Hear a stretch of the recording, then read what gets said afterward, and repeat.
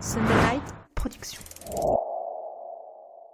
Patrick Montel fait partie des hommes qui ont marqué par sa personnalité le paysage de l'athlétisme français. Admiré par les uns et controversé par les autres, chacun a son avis sur le personnage. Une chose est sûre, il ne laisse personne indifférent. Pendant plus de 35 ans, cet homme a été le témoin de l'évolution de la course à pied à travers les époques. D'un sport timide et discret, il l'a vu grandir, changer et s'affirmer pour devenir aujourd'hui l'un des sports les plus pratiqués en France. Ses émotions, son énergie et sa voix murmurent encore dans tous les esprits des passionnés de sport.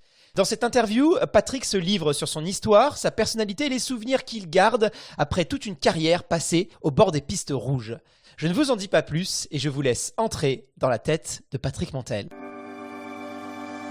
Bienvenue sur le podcast Dans la tête d'un coureur, l'émission de ceux qui souhaitent optimiser leur entraînement et leur préparation mentale pour faire moins d'erreurs et être plus performants. Chaque lundi, venez discuter entraînement et psychologie du coureur avec Guillaume et Fred, deux passionnés qui vivent la course à pied au quotidien.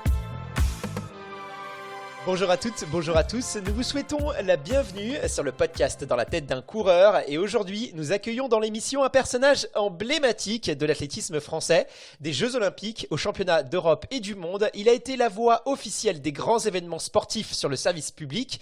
Nous avons le plaisir d'accueillir Patrick Montel. Patrick, un grand merci d'avoir accepté notre invitation. Comment vas-tu ? Mieux, ce serait insupportable. Eh bien parfait, lui aussi est un grand passionné d'athlétisme. J'ai le plaisir d'accueillir Frédéric Bellouz. Enfin d'accueillir, il n'est pas au studio puisqu'il a eu un petit empêchement. On enregistre à distance, il est en direct de ses bureaux. Fred, comment vas-tu ? Alors moi je vous reçois 5 sur 5 et je suis ravi même à distance de pouvoir être présent avec vous. Eh ben nickel, on va pouvoir commencer l'émission. Patrick, après 35 ans de bons et loyaux services, tu as fait tes adieux il y a quelques jours à France Télévisions dans Stade 2. Aujourd'hui, je te propose qu'on revienne dans cette émission sur ton histoire et la relation que tu as su nouer avec le monde de la course à pied. On va s'intéresser à tes forces, à tes faiblesses et aux événements et personnages qui ont marqué ta carrière de journaliste sportif. D'ailleurs, tu dis toi-même être entré un peu par effraction dans ce milieu car finalement, rien ne te prédestinait à faire de la télé. Ton histoire professionnelle commence non pas derrière un micro, mais au lycée Léon Blum de Créteil où tu étais professeur d'économie. Alors ça, je ne sais pas si c'est une information qu'avaient nos auditeurs, parce que moi, ça m'a surpris. C'est assez atypique comme reconversion. Alors, comment est-ce que tu as fait pour bouleverser ton destin et faire de ta passion pour le sport un métier ? Juste un petit point pour vous dire qu'avant le lycée Léon Blum, j'ai passé 3 ans en Afrique et ça explique aussi mon amour de l'Afrique. Après, j'étais prof au lycée technique d'Abidjan. Mais pour en revenir à cette césure extrêmement violente, je vais dire, et à la fois passionnelle et douloureuse, je dois rappeler un épisode, c'est que moi depuis la rentrée 1967 au lycée, j'ai un ami, un frère, un amour, enfin tout ce que vous voulez, qui s'appelle Dominique Duvauchel, et il se trouve que nous avons partagé tous les deux la passion effrénée du sport, de l'amour des athlètes et du commentaire. Et que Dominique Duvauchel est rentré à Antenne 2 au service des sports. Et moi, j'étais donc enseignant. Et j'étais heureux comme ça parce qu'à partir du moment où Dominique avait réussi son rêve, j'avais également atteint une partie du mien. Et puis malheureusement, le 15 mars 1982, Dominique Duvauchel s'est tué sur la route en allant justement à la conférence de Stade 2. Et ce jour-là, ma vie a basculé. Je me suis dit, soit je deviens fou, soit j'essaye de le prendre avec moi. Alors c'est un peu ridicule de dire ça, mais les gens qui ont perdu un être cher peuvent me comprendre. Et donc j'ai décidé d'abriter Dominique avec moi, de faire le reste du chemin à deux. J'ai fait le siège du service des sports d'Antenne 2 qui était dirigé par Robert Chapat. Ça a duré 3 ans. 3 ans pendant lesquels j'étais prof pendant l'année et pendant mes vacances, j'étais stagiaire journaliste. Et en 1985, Christian Quidet, qui avait pris la tête du service des sports, m'a enfin engagé. Et deux après, tout s'est enchaîné d'une manière miraculeuse, comme si Dominique Duvauchel, que j'appelais et que j'appelle toujours Duduche, veillait sur moi. Et du coup, tu es rentré chez France Télévisions, tu as dit salut, parce que quand on est professeur d'économie, normalement, on rentre pas comme ça. Moi qui connais un petit peu le monde de la télé, c'est un peu plus compliqué normalement. Alors, je vais te dire, je suis un escroc total parce que je pense qu'il y a peu de gens qui peuvent s'enorgueillir comme moi d'être rentré à la télé sans carte de presse. Et pour cause, puisque j'étais enseignant. Et ça a été vraiment un truc incroyable, comme si les portes réussissaient à s'ouvrir alors que normalement, elles étaient fermées à double tour.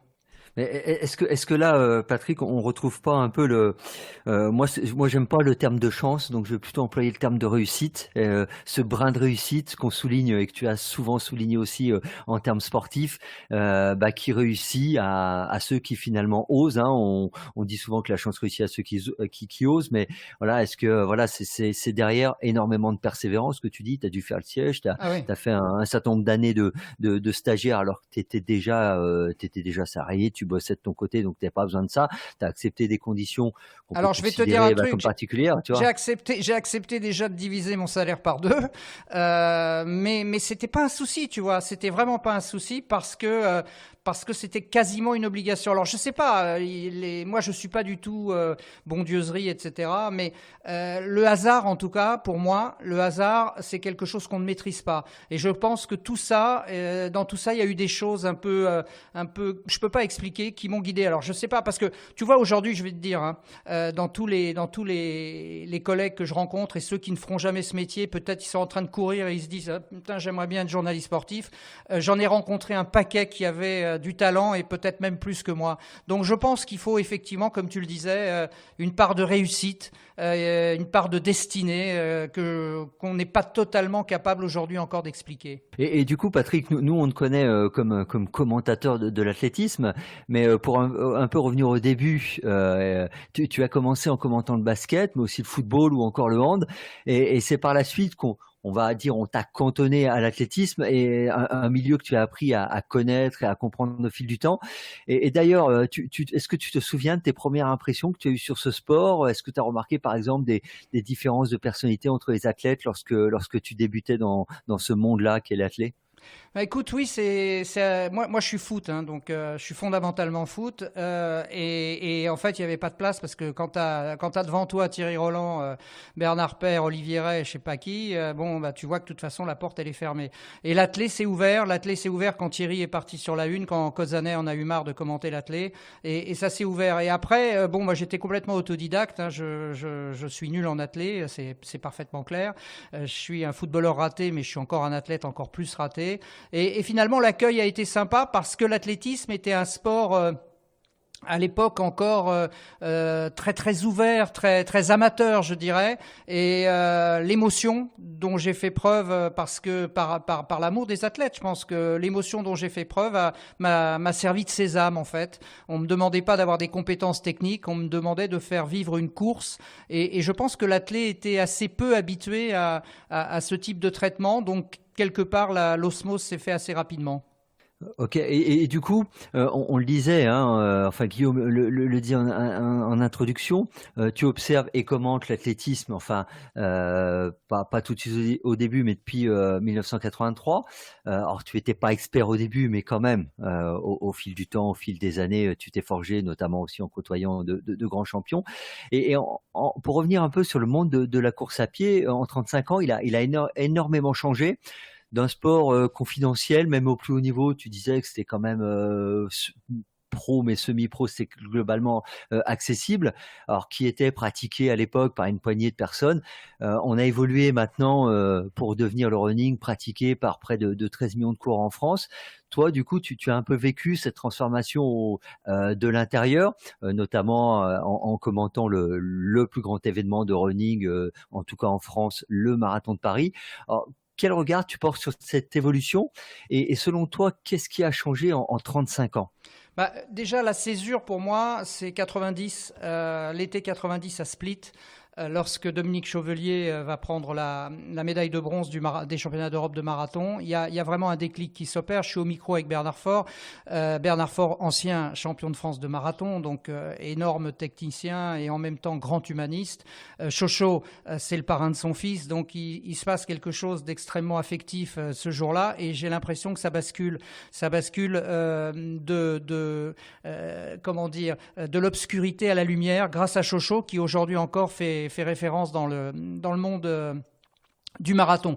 Et puis ensuite, la deuxième grande césure et le passage, je dirais, de l'amateurisme sympathique, même si Chocho en a fait sa vie d'homme, à l'hyper-professionnalisation, ce qui fait qu'aujourd'hui, on peut effectivement, comme Kipchoge par exemple, entrevoir le mur des 2 heures et casser ce mur des 2 heures. Et donc, c'est effectivement déjà l'intérêt des équipementiers pour le marathon, tout le business qui s'organise autour du marathon. Et puis aussi quelque chose, par contre, qui me fait beaucoup de peine, et qui fait beaucoup de peine aussi à Bernard, qui reste mon ami et mon mentor, c'est le PO. Parce que lorsque le PO entre dans la course à pied, tous ces visages sur lesquels, dans les grands marathons, on lisait de la souffrance, et Bernard avait une spécialité, il disait, tu vois, celui-là, c'est le prochain qui va décrocher.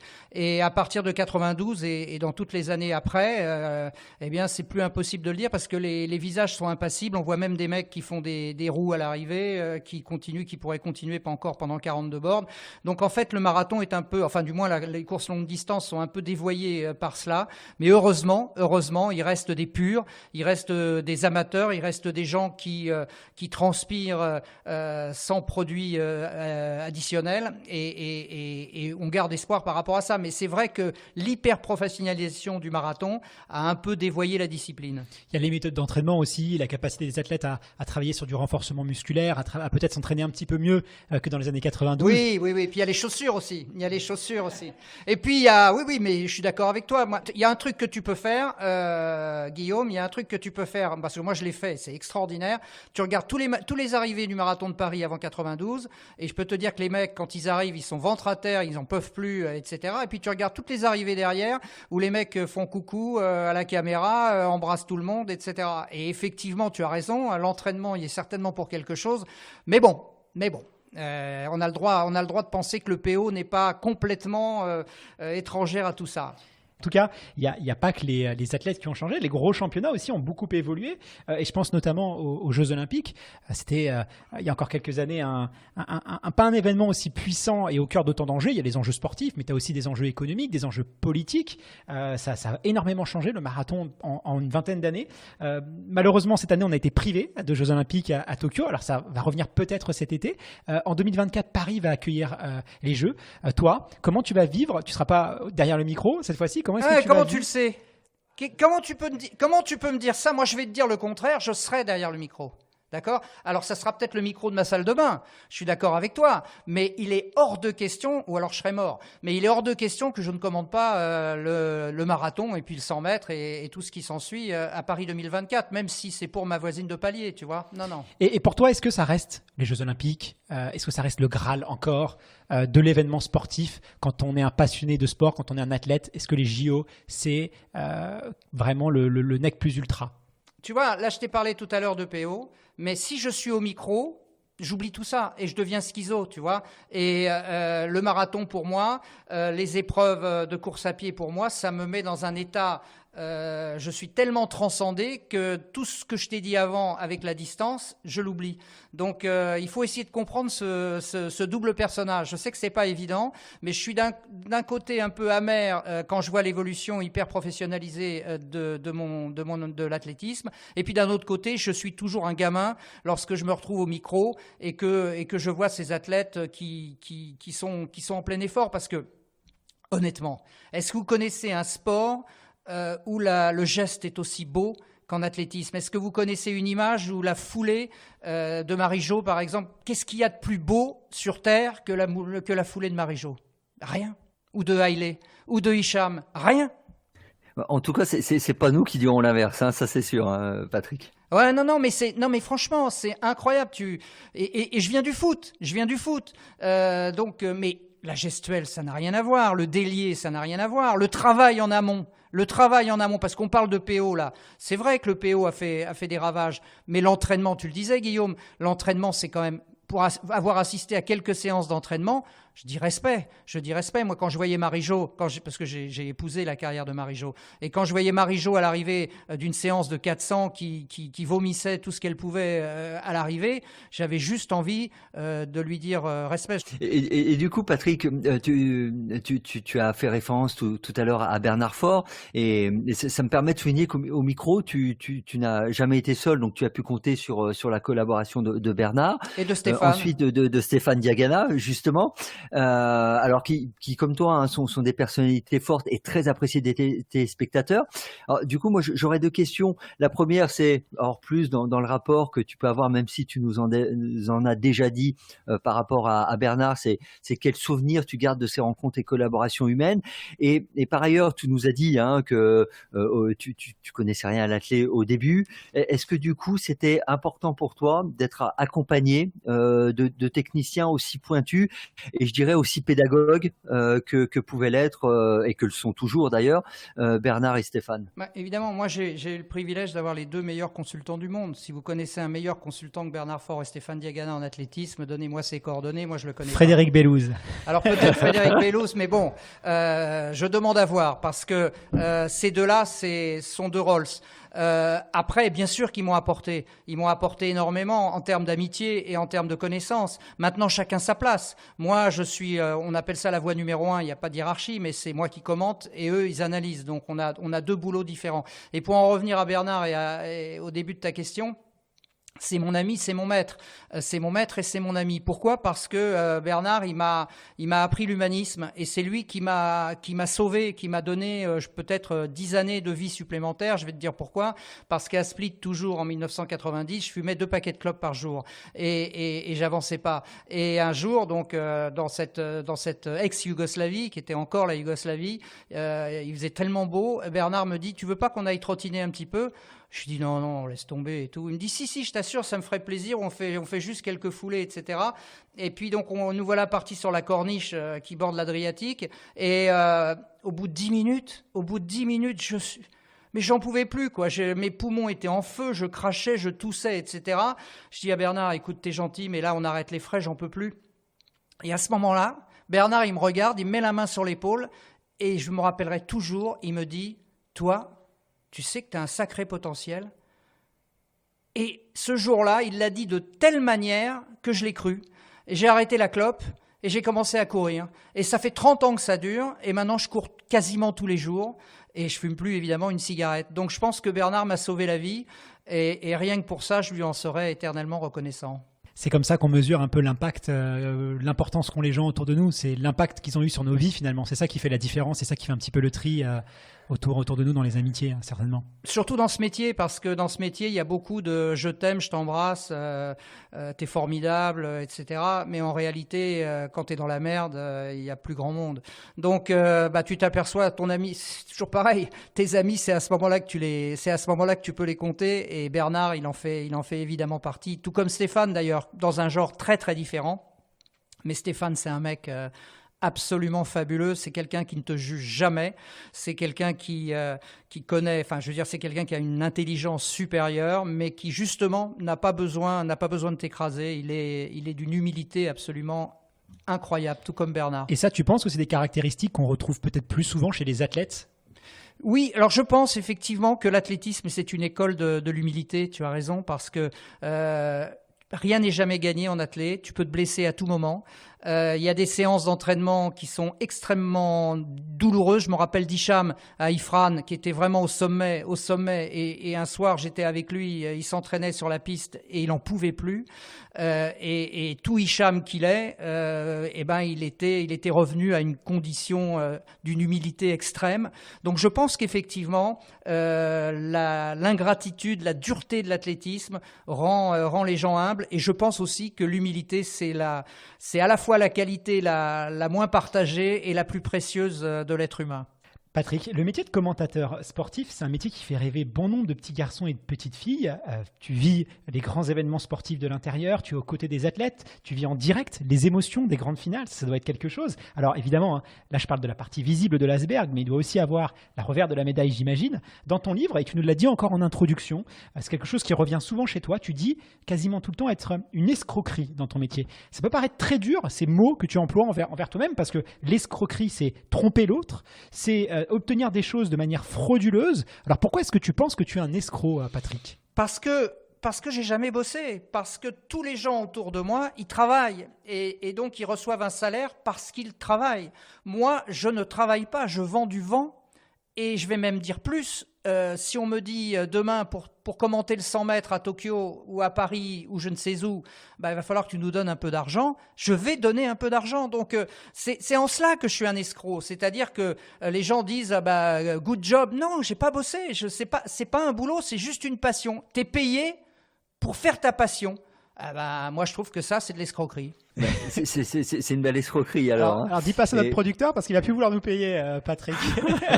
Pierre-Emmanuel, si tu nous écoutes. Non, mais non seulement je demande pas à être payé, mais je suis prêt à payer. C'est différent quand même. On comprend parfaitement ce que tu nous dis. Et je vais même te raconter une petite anecdote très vite fait. Je sais que ça prend du temps, mais ça part. 88 Séoul, Jeux Olympiques. C'est mes premiers Jeux Olympiques. Je suis remonté comme une pendule, j'en peux plus, etc. Et puis le lendemain où on arrive à Séoul, les mecs ils se mettent en grève à la télé. Certainement pour de bonnes raisons, j'en sais rien. Mais quand t'es gamin, que t'as les jeux en ligne de mire, la grève, je veux te dire, ça te passe un peu au-dessus de la tête. Et puis je vois les jours qui passent. Tu sais que l'athlétisme, c'est en 2e semaine. Donc je me dis, bon, ça va durer une semaine, il n'y a pas de problème. Eh ben non, ça dure aussi la 2e semaine. Et l'athlétisme, j'ai le sifflet qui est coupé. Et puis voilà la finale du 100 mètres avec Carl Lewis et Ben Johnson. Moi, je suis dans le stade, je regarde à côté de moi tous les mecs qui sont en train de préparer la position commentateur. Et puis moi, j'ai toujours le sifflet coupé. Alors j'en peux plus, j'étouffe. Qu'est-ce que je fais ? Je prends mon téléphone, j'appelle mon pote à Paris, il est 5h du mat, le mec je le réveille, il me dit qu'est-ce qui arrive, qu'est-ce qui se passe ? Je lui dis rien, je vais juste commenter pour toi la finale du 100 mètres, ça t'emmerde pas ? Je pense qu'il t'en a pas voulu, mais du coup ça me permet de rebondir parce que après 35 ans passés sur les côtés des pistes, des courses sur route, du coup il y a des événements qui t'ont obligatoirement particulièrement marqué. Alors je sais que la question elle peut être un peu cliché comme ça, mais concrètement si tu ne devais garder que 3 souvenirs de ta carrière, ça serait lesquels très concrètement ? Je suppose que c'est difficile, mais voilà. Non, c'est difficile, c'est vrai, mais tu vois, le premier souvenir, ça va vous surprendre. Je suis sûr que vous y pensez pas du tout. On est à Barcelone en 92, la finale du 10 000 féminin. Tu vois, la finale du 10 000 féminin. Ouais. Tu as l'Afrique du Sud qui vient d'être réintégrée dans le giron des nations, qui a été bannie pendant de longues années pour cause d'apartheid. Et tu as au départ de cette finale 2 femmes absolument extraordinaires, la blanche Elena Meyer et la noire Derartu Tulu. L'une représente l'Afrique du Sud, l'autre représente l'Éthiopie. Et si tu regardes la course, tu vas t'apercevoir que c'est un mano à mano pendant 25 tours. C'est un suspense terrible. Il n'y en a aucune des deux qui veut lâcher. Et à la fin, Tulu va gagner devant Meyer. Et bon, l'histoire pourrait s'arrêter là, mais elle ne s'arrête pas là, parce que derrière, chacune va chercher son drapeau, l'Afrique du Sud d'un côté, l'Éthiopie de l'autre, et ces 2 jeunes femmes vont défiler, bras dessus, bras dessous, sueur en mêlée, larmes en mêlée, et pour moi, ça reste le plus grand moment que j'ai vécu en athlétisme. Le deuxième, puisque tu me demandes le deuxième, c'est Tokyo en 91, lorsque Carl Lewis, dans un concours absolument ahurissant à la longueur, cède face à Powell.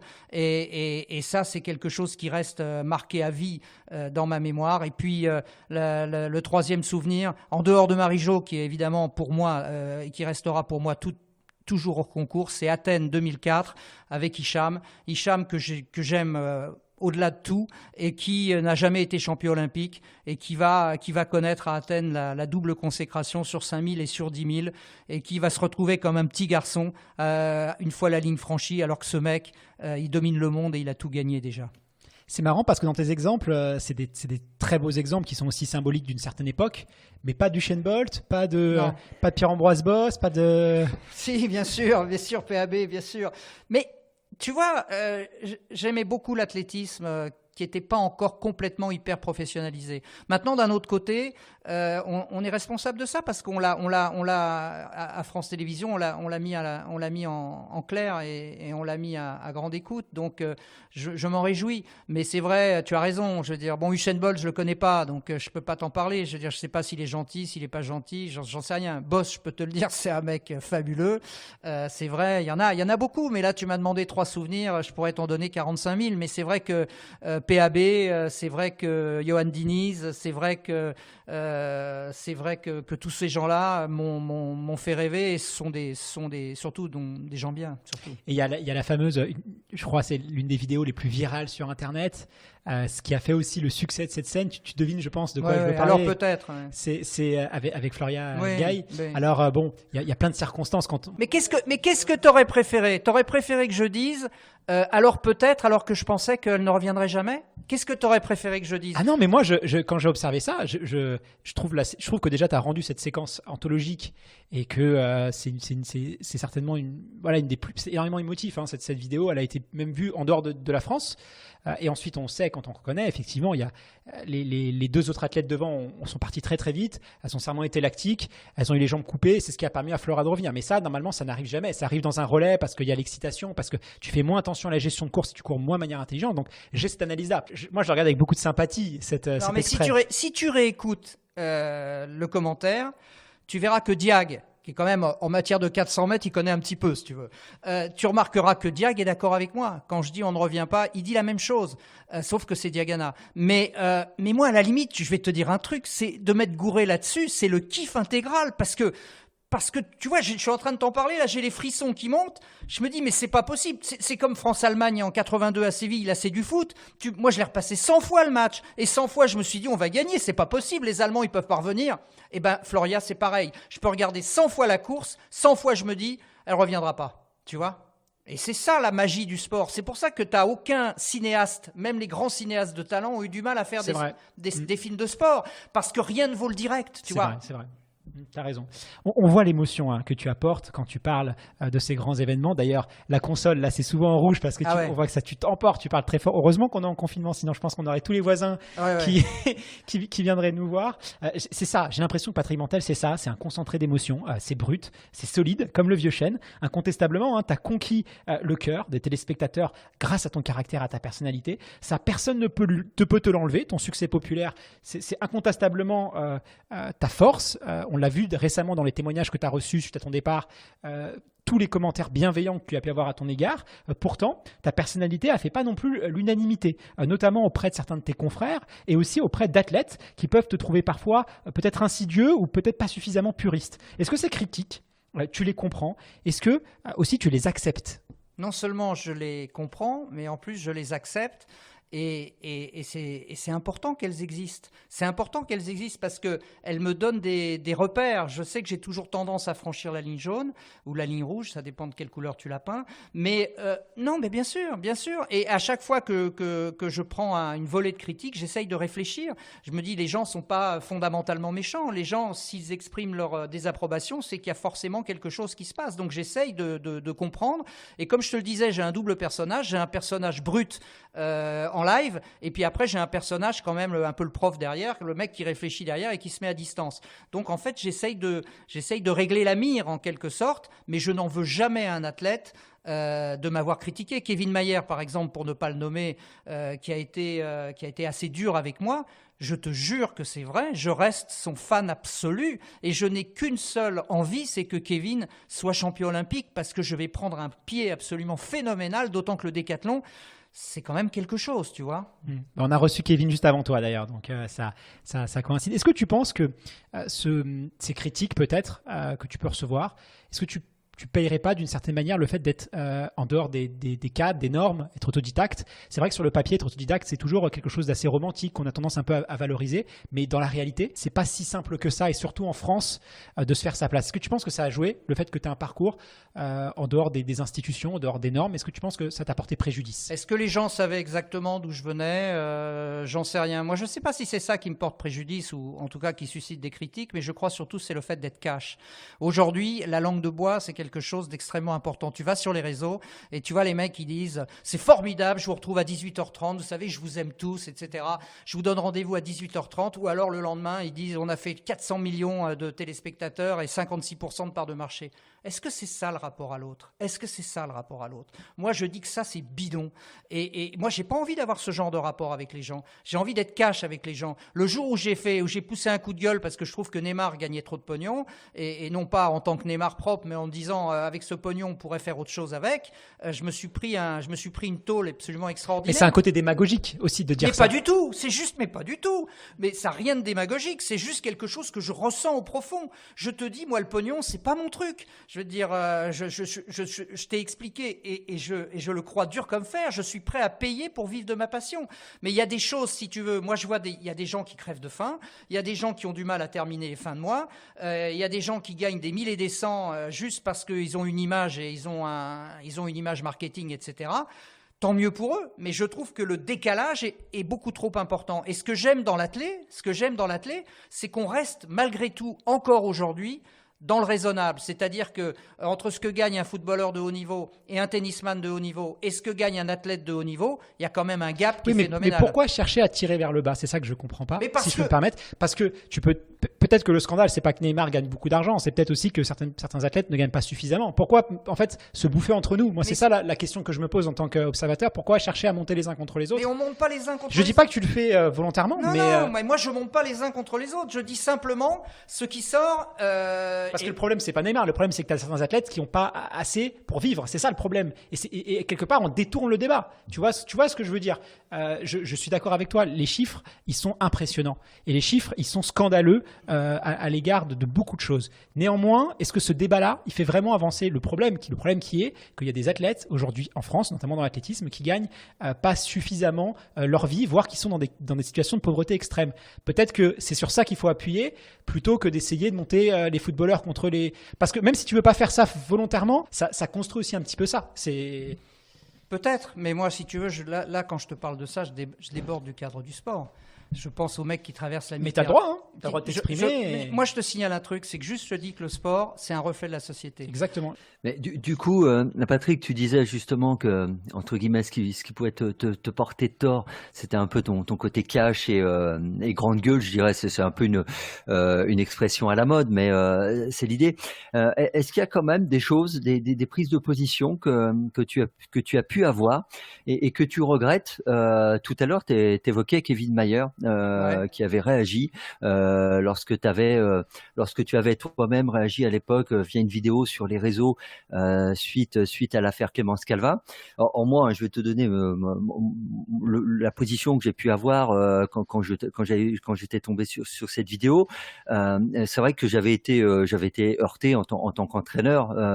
Tu vois, parce que tu posais des bonnes questions très concrètement sur la place des pratiques qui n'ont pas leur place dans notre sport et dans n'importe quel sport et finalement dans la société. Est-ce que c'est finalement la place de la tricherie, hein, et peut-être la manière dont tu as eu de poser les questions ont permis de faire avancer les débats, mais au final on s'est retrouvé peut-être avec un raccourci ou peut-être ça a été mal compris le fond de ta pensée et du coup on en arrivait presque à avoir le sentiment que tu pouvais légitimer le recours à des pratiques qui n'ont pas lieu d'être, tout ça parce que, entre guillemets, ça se faisait finalement, et ce qui est souvent un argument des gens qui se font choper la main dans le sac, qui disent finalement tout le monde le fait, moi je le fais parce que tout le monde le fait, tu vois. Du coup, est-ce que toi, je veux pas relancer le débat sur cette question-là, hein, c'est pas l'idée, en le prenant un exemple de ton caractère cash, est-ce que du coup, toi, tu as des prises de position où tu te dis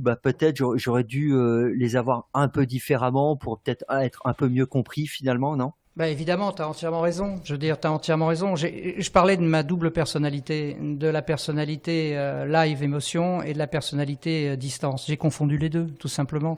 C'est-à-dire que j'ai pris la défense de Clémence comme si je commentais un 100 mètres. Et c'est une belle connerie. Déjà, j'ai fait une vidéo qui durait je sais pas combien de minutes et combien de personnes ont regardé la vidéo intégralement. Très peu. En fait, ce qu'ils ont retenu, c'est cette phrase qui a été sortie de son contexte et que je n'ai jamais prononcée, c'est-à-dire tous les athlètes sont dopés. Je n'ai jamais dit ça. Et que les médias relayent aussi. Mais tout le monde. Mais pourquoi ? Parce qu'on est à l'époque du buzz aujourd'hui. Il faut trouver la phrase.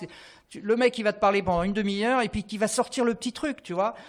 Et là, j'ai été nul. Je reconnais, j'ai été nul. Et donc, ce qu'a dit Kevin Mayer est parfaitement compréhensible. Il n'y a rien à dire là-dessus. Je veux te dire, j'ai confondu deux choses. Mais il n'en demeure pas moins que j'aime Clémence Calvin. J'ai le droit d'aimer Clémence Calvin. Je suis désolé. Je veux dire, elle peut, effectivement, elle sait, ce qu'elle a fait, c'est pas bien, etc. Je pense qu'elle paye très cher la note d'ailleurs. Mais je peux quand même aimer Clémence Calvin. J'ai le droit, non ? C'est un débat passionnant en tout cas. On voit que tu t'exprimes avec fougue. On pouvait pas finir cette interview sans parler du monde de l'handisport. Tu as toujours eu à cœur de te battre pour ces sportifs au parcours incroyable. Qu'est-ce que ça représente pour toi l'handisport ? Pourquoi est-ce quelque chose de particulier chez toi ? Tu sais, je crois qu'on est très en retard là-dessus, et je crois que les Anglais ont compris. Tu sais comment ils les appellent, les Anglais, les handisports, ils les appellent les superhumans, c'est-à-dire au-delà des êtres humains. Et moi, je pense qu'on se rend pas compte. On se rend pas compte de ce que représente le sport pour ces gens-là, l'investissement qu'ils font. Déjà, il a fallu qu'ils surmontent leur handicap, que ce soit génétique ou accidentel. Ça a été une épreuve dans leur vie absolument incroyable. Et non seulement ils l'ont surmonté, mais en plus, ils ont réussi à la magnifier. Ils ont réussi à magnifier leur handicap. Et moi, quand je suis avec un handisport, je me sens profondément handicapé. Moi, je suis un handicapé, un vrai handicapé, mais pas eux. Et j'ai toujours ce souvenir extraordinaire de Marieke Vervoort que j'ai connu sur le tard, que j'ai aimé profondément et qui a décidé elle-même de choisir l'heure de sa mort. Combien, parmi tous ceux qui nous écoutent aujourd'hui, auraient le courage de choisir l'heure de sa mort ? Et Marieke, elle est allée droit dans ses bottes. Une fois que la souffrance a été supérieure au plaisir qu'elle ressentait à goûter au sel de la vie, eh bien, elle a mis le clignotant. Et moi, pour moi, elle restera à jamais dans mon cœur. Donc, je pense que les handis, je suis désolé pour les valides, mais je mets les handisports au-dessus des valides. Mais on voit aussi que l'évolution athlétique, aujourd'hui on a des handisports qui sont des athlètes de haut niveau, on voit que ça s'est énormément professionnalisé et que les niveaux de performance sont impressionnants et l'intérêt du public, on l'a vu sur les derniers Jeux Olympiques, était au rendez-vous. On espère que pour Tokyo ou Paris 2024 on fera honneur parce que là on a du spectacle et les performances sont bien là. Ouais, mais qu'est-ce que tu penses par exemple toi ? Est-ce que Marcus Rem, qui aujourd'hui qui va plus loin que le meilleur européen au saut en longueur, est-ce qu'il a le droit de participer ou il n'a pas le droit de participer ? Parce que c'est bien aussi de dire les handisports, ceci, il faut les regarder, c'est fabuleux, etc. Mais laissez-les concourir, les mecs. Je vais te dire, moi, Marcus Rem, il a sa place pour moi dans un saut en longueur valide. Il a sa place parce que cette place, il l'a méritée. Ouais, mais c'est un débat, je pense, qui concerne les premiers. Moi, c'est comme avec Caster Semenya. Ces questions-là, je pense qu'elles concernent les premiers intéressés. Et c'est aux athlètes, en fait. Non, mais on lui interdit de courir à Caster.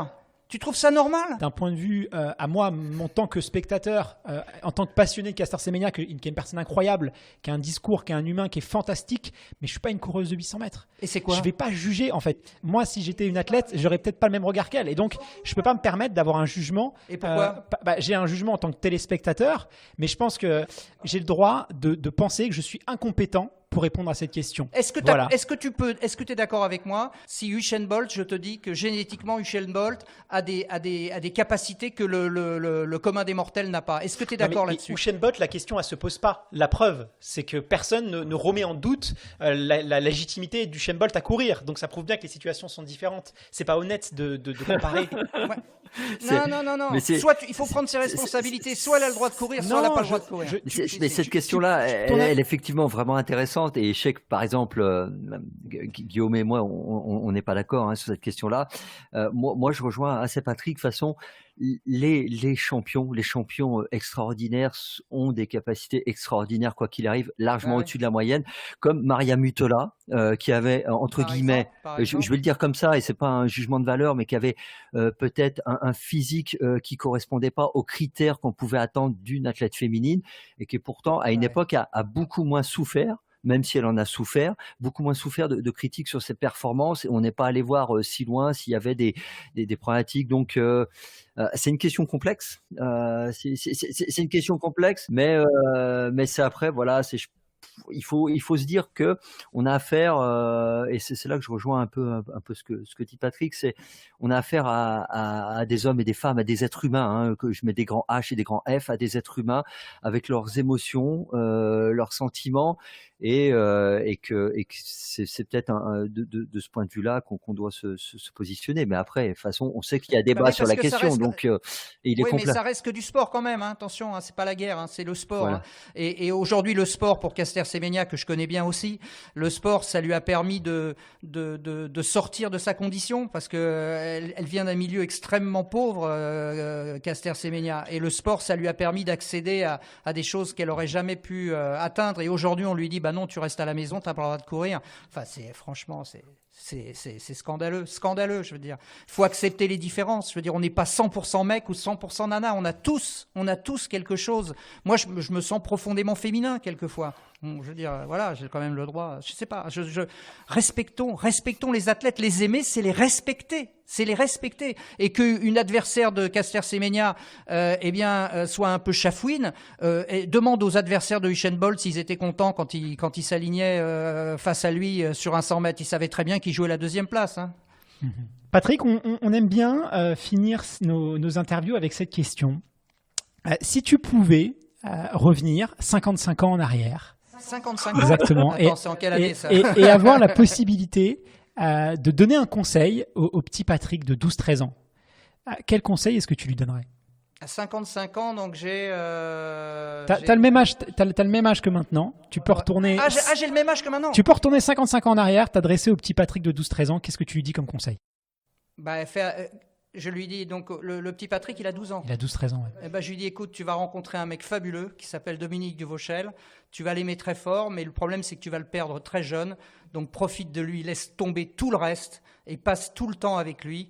Parce qu'un jour il va partir et que ça te fera trop mal de le voir partir. Voilà ce que je lui dirais. Écoute, on voit l'importance que tu portes en tout cas à l'amitié. Je suis à chaque fois surpris avec cette question-là parce que j'ai toujours des réponses différentes. Ça fait 2 saisons qu'on est là et à chaque fois les invités me surprennent. Donc on va continuer à la poser. Fred, je ne sais pas si tu veux conclure cet échange riche en émotions. Alors, je ne sais pas si je vais le conclure, mais je pense, voilà, moi je voulais raconter une petite anecdote. Normalement, l'interview, c'est l'interviewé qui parle, mais là, ça concerne Patrick. En fait, Patrick et moi, on s'est rencontrés une seule et unique fois. Je suis même pas certain qu'il s'en rappelle, très honnêtement. Dans des circonstances très particulières. Il y a bientôt 3 ans, jour pour jour, parce que une athlète de mon groupe d'entraînement, d'origine éthiopienne, Zenash Gezmou. Alors Gezmou, c'est son nom tel qu'il a été écrit, mais son vrai nom c'est Gezimou. Donc je vais rétablir. Zenash Gezimou a été assassinée chez elle par un prétendant. Voilà, enfin un prétendant, quelqu'un qui voulait qu'elle se marie avec elle et elle ne voulait pas. Elle n'était pas en France pour ça. Elle était venue en France parce qu'elle voulait percer dans le monde de l'athlé. Elle a fait 2,32 sur marathon, elle voulait aider sa famille.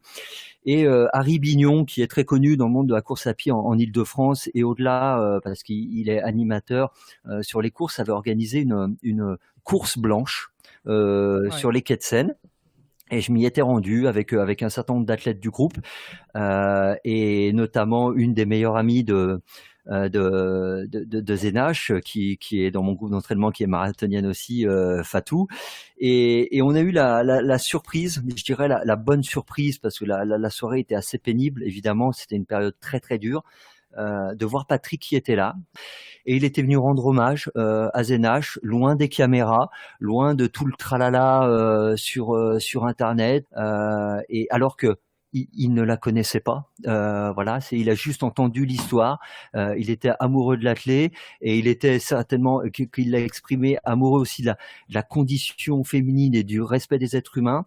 Et il est venu. Voilà, il a pas été payé pour. Il n'a pas fait de publicité autour de ça. Et je pense que vraiment, c'était un des plus bels hommages qui a pu être rendu à Zenash, et que finalement une des personnes qui représente au mieux l'athlétisme en France, a été présent à ce moment-là pour dire voilà ce qui s'est passé, et je m'associe à la douleur de la famille. Et souvent, hein, moi je dis, au final, moi je juge personne, mais on entend souvent ça, on juge les gens sur leurs actes, pas sur leurs paroles. Patrick l'a dit, il a eu des paroles malheureuses, des paroles qu'il peut regretter. Moi je le connais pas plus que ça, Patrick, parce que c'est la seule rencontre que j'ai eue avec lui. Mais si je devais le juger sur les actes, ça serait cet acte-là, parce que ça a été un acte d'humanité. Alors que beaucoup de gens qui connaissent SNH, qui étaient en Île-de-France et qui après se sont déversés sur les réseaux quand lui est arrivé cette chose-là, ne lui ont pas rendu hommage vraiment comme ils auraient dû. Voilà, donc je voulais juste profiter de ça pour dire aussi que voilà, au-delà du caractère peut-être exacerbé et enthousiasmé, et peut-être un peu parfois excessif de Patrick, je pense qu'il y a quelqu'un avec une réelle humanité derrière, tout simplement. Voilà. Ça ne veut pas dire qu'il est sans défaut, hein, on en a tous, mais voilà. Oh là là, non, là, il faudrait toute la nuit pour mes défauts, mais juste dire que c'était juste la moindre des choses. C'était la moindre des choses. Merci infiniment, Patrick. C'était un plaisir d'échanger avec toi, même si je suis pas d'accord sur tout, mais voilà. J'espère bien. Mais... je t'avoue que quand on a parlé, même autour de moi, qu'on allait te recevoir, j'ai eu des avis assez divergents entre les gens qui étaient extrêmement enthousiastes et les gens qui pensaient que c'était une mauvaise idée. Mais on veut donner la parole à tout le monde dans ce podcast et surtout pas faire de clientélisme. Donc j'avais à cœur de connaître un peu mieux le personnage. Donc voilà, tout le monde est la bienvenue et a le droit à pouvoir s'exprimer. Donc, et je regrette pas du tout. En tout cas, c'était un échange hyper intéressant. Merci beaucoup, Patrick. Et puis, je te dis à bientôt. Alors peut-être. À bientôt, Patrick. Merci, Fred.